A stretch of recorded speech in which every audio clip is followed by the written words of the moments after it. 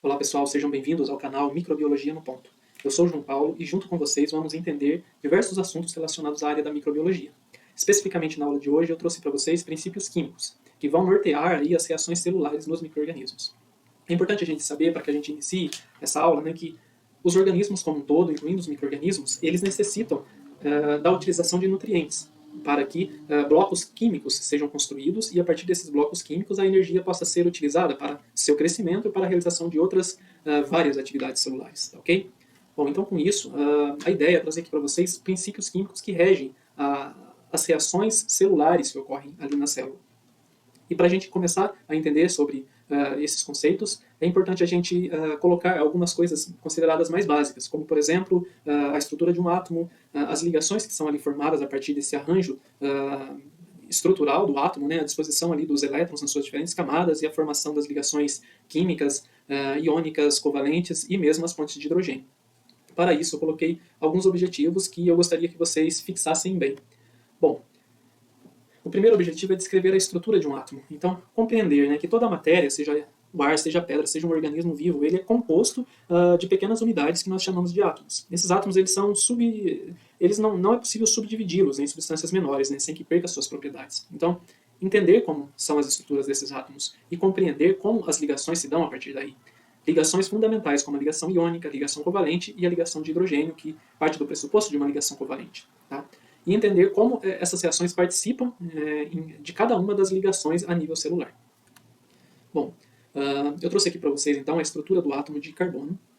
Então o átomo, né, ele, como eu disse, ele é a menor componente de uma substância e ele não pode ser subdividido em substâncias menores sem que perca suas propriedades. Então esse átomo ele é subdividido em partículas nucleares, que são os prótons carregados positivamente, os nêutrons que não têm uma carga elétrica, nem positiva nem negativa, e os elétrons que se distribuem ao longo das camadas. Um átomo ele é eletronicamente neutro, visto que o número de prótons e o número de elétrons dele são equivalentes, são iguais, então eles se neutralizam, ok? E a característica fundamental de um átomo é que ele vai ter ele é eletronicamente neutro, porém na natureza isso ocorre pouco. A maioria dos átomos eles estão em constante movimento, produzindo energia. E eles tendem a se estabilizar formando as chamadas substâncias ou moléculas, ok? Sejam a partir de átomos iguais ou a partir de átomos diferentes que se atraem através desses diferentes tipos de ligações. Tá legal? Bom, todos os átomos com o mesmo número de prótons têm o mesmo comportamento químico. Isso também é essencial. E eles são classificados como um elemento químico. Então, na natureza, né, dos 92 elementos naturais, cerca de 26 elementos são comumente encontrados nos seres vivos. E daí a importância de entendê-los. Esse diagrama de Linus-Pauling, ele nos traz uma facilidade em fazer a distribuição eletrônica nos diferentes subníveis das camadas presentes em um átomo. Então, como que funciona esse diagrama de Linus-Pauling? Existem diferentes camadas que variam, que podem variar de K, L, M, N, O, P e Q. São no total 7 níveis diferentes. Eles são divididos em subníveis, essas diferentes camadas, né, podendo ser S, P, D ou F. E então existe uma ordem correta para que esses elétrons possam ser distribuídos nessas camadas. E ainda assim, existe um número máximo de elétrons que a gente pode ter em cada uma das camadas. Por exemplo, a primeira camada, que é a camada K, a gente pode ter um número máximo de 2 elétrons. A camada L, a gente pode ter um número máximo de 8 elétrons e algumas outras quantidades específicas aqui em cada uma das camadas, ok? Então eu trouxe aqui, por exemplo, o elemento nitrogênio. O elemento nitrogênio ele tem um número atômico que é igual ao número de prótons, ok? Um número atômico 7. Então como que ficaria a distribuição eletrônica desses elétrons, né, para o elemento nitrogênio? Então distribuiríamos como 1s2, 2s2 e 2p3, totalizando esses 7 elétrons. A camada de valência é aquela camada, ou 1, ou 2, ou 3, ou 4, ou 5, ou 6, ou 7, na qual os elétrons foram distribuídos por último, ok? Então aqui a gente tem o seguinte, os elétrons, no total aqui de 5 elétrons, foram distribuídos aqui nessa camada 2. Entendem aqui, ó? Para visualizar melhor, né? 2s2 e 2p3, totalizando 5 elétrons. Então a camada de valência do nitrogênio é a camada 2, com um total de 5 elétrons. Um outro exemplo agora referente ao ferro. Então ele tem um número atômico 26. A distribuição eletrônica dele vai ser realizada aqui da mesma forma, porém o último elétron desses 26, né, os dois últimos elétrons, eles vão ser distribuídos na camada 4. Então a camada de valência desse elemento vai ser a camada 4, ok? Bom, existem algumas exceções à regra do octeto. A regra do octeto é aquela que diz que com 8 elétrons na última camada de valência, o produto, o elemento, ou aquele elemento químico, ele vai ter ali uma estabilidade. No entanto, existem algumas exceções. Alguns elementos se estabilizam com menos elétrons nessa camada de valência, e alguns elementos se estabilizam com mais elétrons nessa camada de valência, que é o que chamamos de contração para esses que estabilizam com menos elétrons, no caso o boro e o alumínio com 6, e a expansão, que precisam de mais elétrons para se estabilizar, no caso aqui o fósforo com 10 elétrons e o enxofre com 12 elétrons. Então as propriedades químicas dos átomos são em grande parte função do número de elétrons na camada mais externa. Então, entender como essa camada de valência se organiza e as ligações que podem ser formadas dali são fundamentais para que a gente possa entender as propriedades químicas e as ligações que se estabelecerão a partir daí. Os átomos, então, como eu disse, eles tendem a ganhar ou perder elétrons na sua camada externa, ou mesmo a compartilhá-los.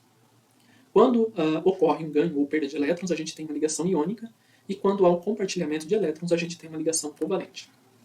Nesse exemplo, a gente tem o íon de sódio com 11 elétrons na sua camada, ok? Nas suas diferentes camadas. A distribuição eletrônica dele vai ficar da seguinte forma: um S2, então a gente tem aqui, nessa primeira camada, 2 elétrons, esses 2 elétrons aqui. Na camada 2, a gente tem a presença de 8 elétrons, ok? Então está aqui, os 8 elétrons na camada 2, e na camada 3 a gente tem a presença de 1 elétron. Pela regra do octeto, esse sódio ele tem a tendência a doar esse elétron, visto que ele se estabiliza com 8 elétrons, então é mais fácil para ele doar do que receber 7 elétrons, ok?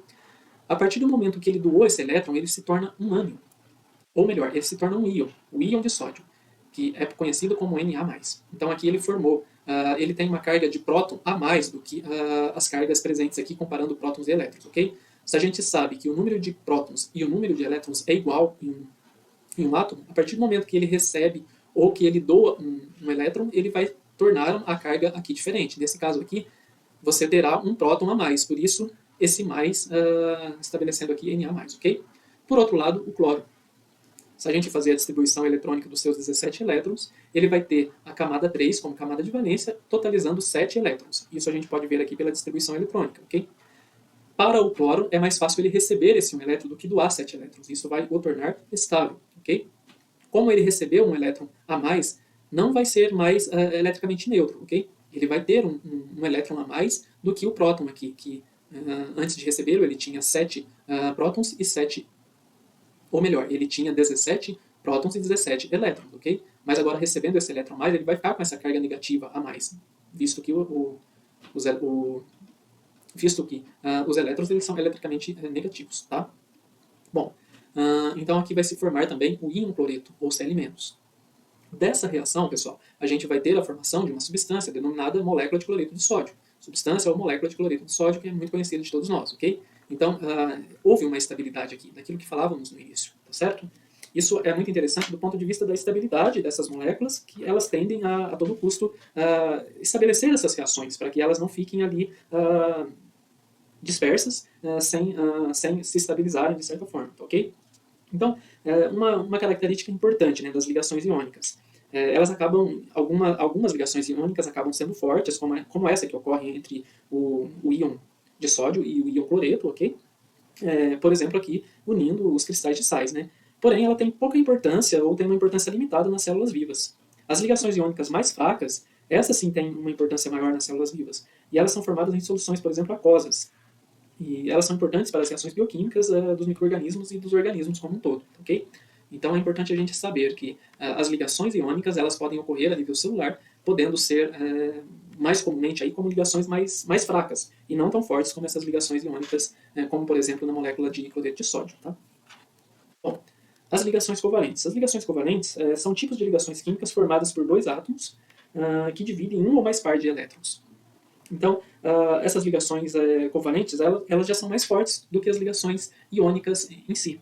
E elas são bem mais comuns nos organismos do que as verdadeiras ligações iônicas. E aqui cabe um parêntese muito importante. É importante entendermos que essas reações elas não ocorrem de forma isolada no micro-organismo. Elas ocorrem de formas, às vezes, simultâneas.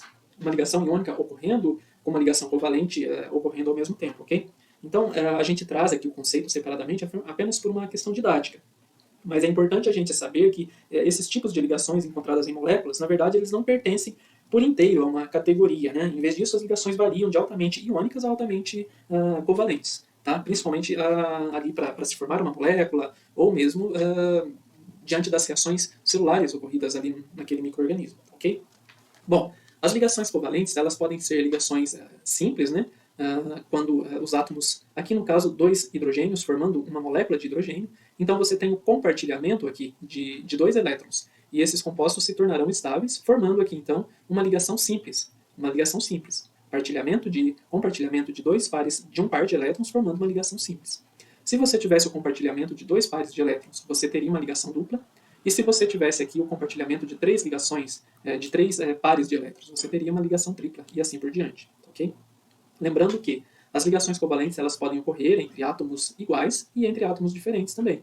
Aqui no caso, uma molécula, um átomo de carbono, né, com os seus 6 elétrons presentes nas camadas aqui, sendo que a camada de valência possui 4 elétrons, e o hidrogênio aqui com seu 1 elétron presente na sua camada de valência. Então eles tendem a se estabilizar. Isso ocorre através da formação de uma molécula. Aqui na fórmula estrutural, na fórmula molecular, formando ligações simples aqui pelo compartilhamento de pares de elétron. Então desse par de elétron formou uma ligação simples, desse outro par uma outra ligação simples, e assim por diante. Tá? E diante disso a gente tem então as chamadas ligações covalentes. Bom, elementos como hidrogênio e carbono, eles tendem a ter uma certa facilidade em formar essas moléculas aqui, e cujas camadas eletrônicas elas são preenchidas pela metade. Concordam aqui que aqui tem metade da regra do octeto e aqui também tem metade da regra da primeira camada, né, que é a camada inicial ali de um átomo, no qual 2 elétrons permitiriam uma estabilidade, no caso desse átomo de hidrogênio. Então, eles formam ligações covalentes com bastante facilidades. E, de fato, nos organismos vivos, o carbono quase sempre forma ligações covalentes.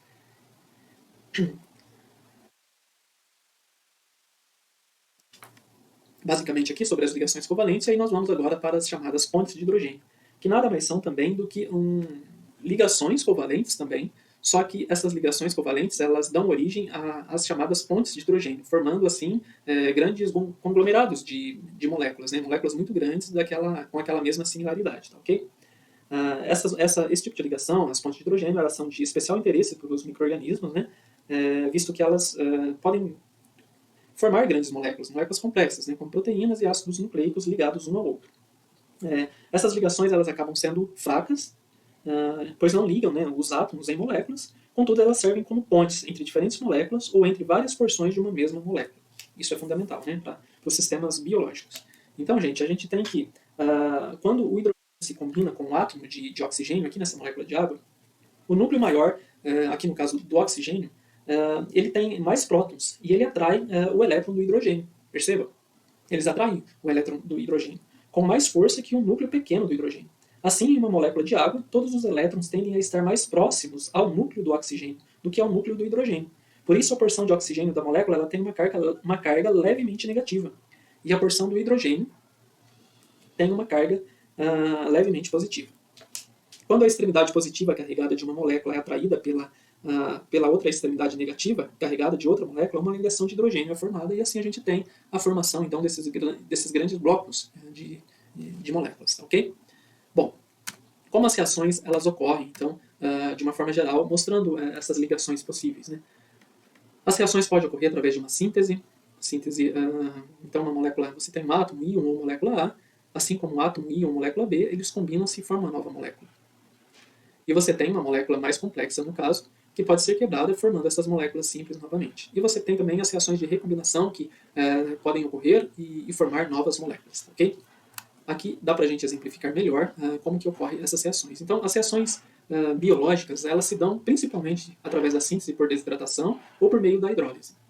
Então, a síntese por desidratação, você tem aqui moléculas mais simples, aqui exemplificado pela glicose e frutose, e com a desidratação, com a perda dessa água, você tem a formação de uma molécula mais complexa, que é a sacarose. Esses processos, eles são responsáveis, então, o catabolismo é responsável por liberação de energia, né? Seja na forma de ATP, por meio das reações de óxido-redução, principalmente, que vão formar esses ATPs, e esses ATPs vão ser utilizados, então, nas células para as suas diversas funções. Essa reação, ela pode ser reversível, ou seja, essa molécula de sacarose ela pode ser quebrada no processo anabólico, formando, assim, as moléculas de glicose e frutose mediante a presença de água ali, uma reação hidrolítica, ok? Bom, pessoal, essas foram as referências utilizadas. Eu agradeço vocês pela presença e até a próxima. Obrigado.